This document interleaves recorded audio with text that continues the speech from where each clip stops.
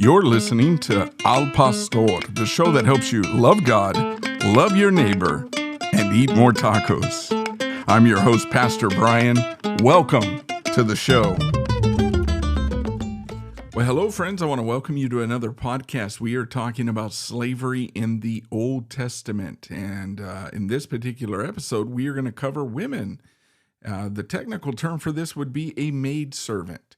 So if you haven't listened to the previous podcast, I encourage you to do so. That is foundational. Some of the information that is found in there, we're going to continue to go a little bit deeper into this topic. But I do want to remind you that servanthood in Israel was supposed to be very, very different from our conception of conventional slavery. That is, during the Civil War era, leading all the way up even to some of the segregation that we see in the Jim Crow area. Servanthood was voluntary. It was temporary. It was the purpose behind it was to lead people into freedom. So God's laws pertaining to this are also designed to protect the family, especially when it comes to women and children. So this was true not only for the laws that were applied to men, but also the laws for women. And we see that in our text today, which begins as follows. In Exodus chapter 21, verse 7, it says, "And if a man sells his daughter to be a female slave, she shall not go out as the male slaves do." Now, first, this law might seem like it's a little unfair, and so it's going to raise some obvious questions. Why did God allow his people to sell their daughters into slavery? And then why didn't he allow females to go free in the same way that the men could go free? I mean, it just doesn't seem fair, right? And in fact, at first, it might even seem like God treated men better than the women. And so we shouldn't be shocked at all. This is one of the passages, again, that people use to criticize the Bible for being sexist. I mean, talk about some hot button issues. Toxic masculinity or the patriarchal, fight the man. So in order for us to understand these laws, it is very important to know the cultural context.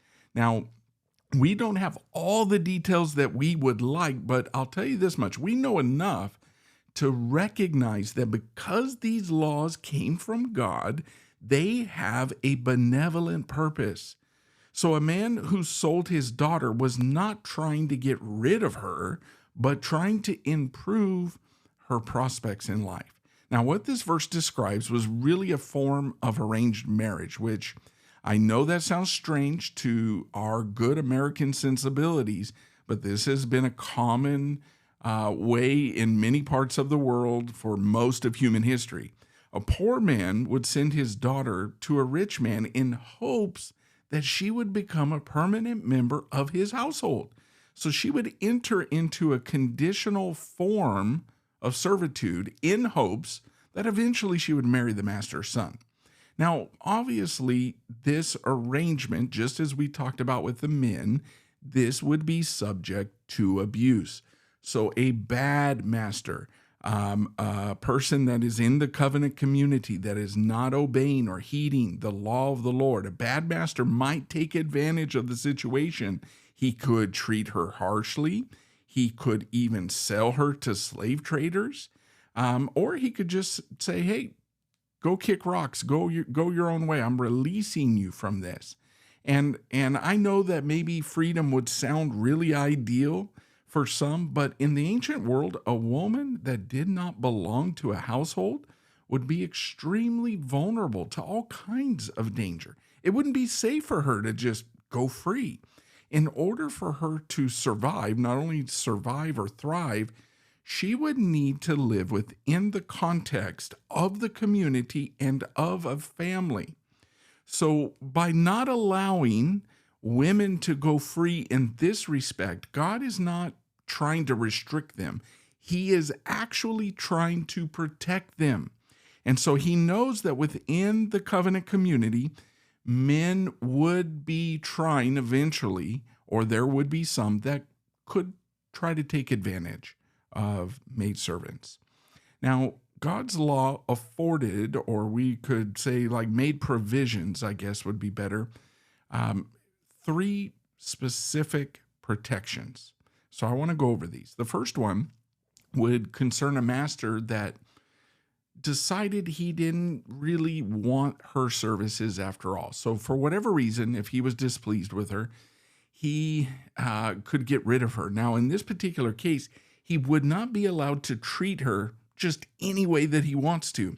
Instead, he would be obligated to return her to her own family, or at least allow that process to take place. Let's read about that in verse number 8.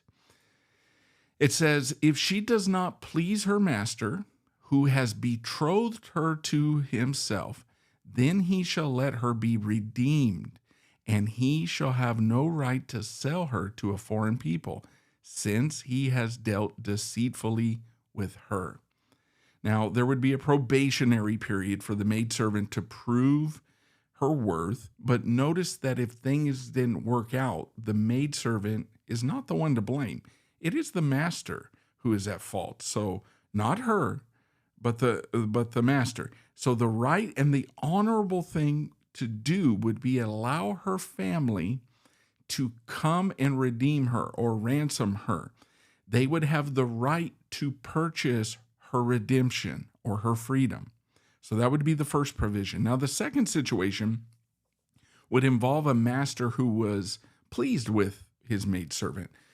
So pleased, in fact, that he wants her to marry his son. Now, in this particular case, we read of it in verse number 9, and it says, and if he has betrothed her to his son, he shall deal with her according to the custom of daughters. Now, apparently at this point, the maidservant was only engaged, not married. Yet she was to be welcomed as a full member of the family with all the rights and privileges of a daughter. This was really a form of adoption. And so here, what we're seeing again is that God's law had the woman's best interest at heart. A maidservant could gain her freedom by being betrothed to the master's son. That means to be engaged. As a married woman, she would have the full rights of a free citizen. Now, sometimes engagements get broken off. Sadly, sometimes marriages end in divorce. And when this would happen to a maidservant, what would become of her? Now, this question is important because in those days, when a woman was married, she received bride money from her husband. And this was a form of security or pledge. This ensured that in the event of something happened with her husband or in the relationship, in the marriage, she would have enough to live on. And a maidservant didn't have this kind of protection. She was already treated as a member of the family, so no one paid the price of a bride. And so this left her without any best way to think of it is insurance. If her fiance changed his mind or if her husband later decided to take another wife. So the law, what God is saying in verses 10 and 11, I want us to read it now. It says, if he takes another wife, he shall not diminish her food, her clothing, and her marriage rights. And if he does not do these three for her, then she shall go out free without paying money. So no matter what happened, there were three things that a husband had to provide for his wife. First one is food, that's literally meat.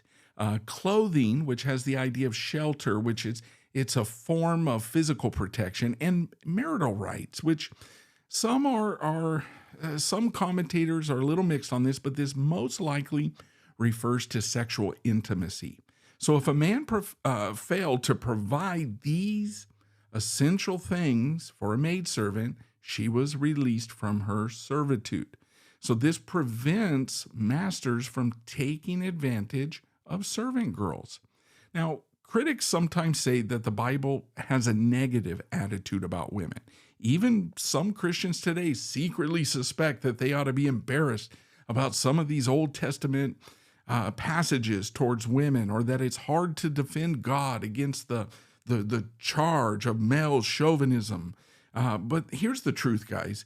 God has always loved his daughters. In fact, he elevates and protects the status of women, so much so that it stands apart from any other ancient document. Now, if the biblical teaching about men and women challenges our preconceptions, I've got to tell you this. It's because our own thinking is distorted by sin. This is true of everyone and in every culture. Gender relationships always need to be transformed, okay, by the Word of God and the power that he brings to a life of discipleship. So we should expect that some of our attitudes about what it means to be male and about what it means to be female need to be changed or adapted according to God's word. But at the same time, we should never doubt the goodness of God. He loves his daughters as much as he loves his sons, and he has always given them the care and the protection that they need to thrive. Now, in practical terms, the law for the maidservants helps set the agenda for Christian marriage. So what does a wife need? Well, she needs to eat, right? So it's the husband's responsibility to provide. Isn't that what a husband is called to do? To be a provider. She needs shelter. So women need to find protection in the care of their husband. And women also need intimacy at every level. Sex isn't just about what people do with their bodies. It is an expression of a covenant of love between a husband and a wife. And these are all the areas where women contribute to the marriage as well as an equal partner. But the husband has a responsibility before God to make sure that she gets what she needs.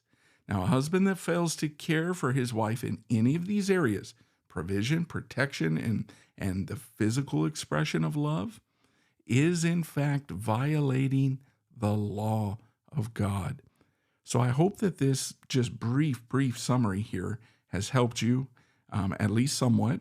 I'm going to continue. My goal is to do a couple of more podcasts on this idea of slavery. I'm debating as to whether or not I'm going to interact with some of Douglas Stewart's material in the New American Commentary. I think that might be helpful for those of you that would take the time to walk through that with me. And that's where I'll read the entirety of his excursus on slavery, and then I will interact, kind of like a reaction podcast on there, and try to help bring light to it. So again, bless you. We'll see you on the next episode.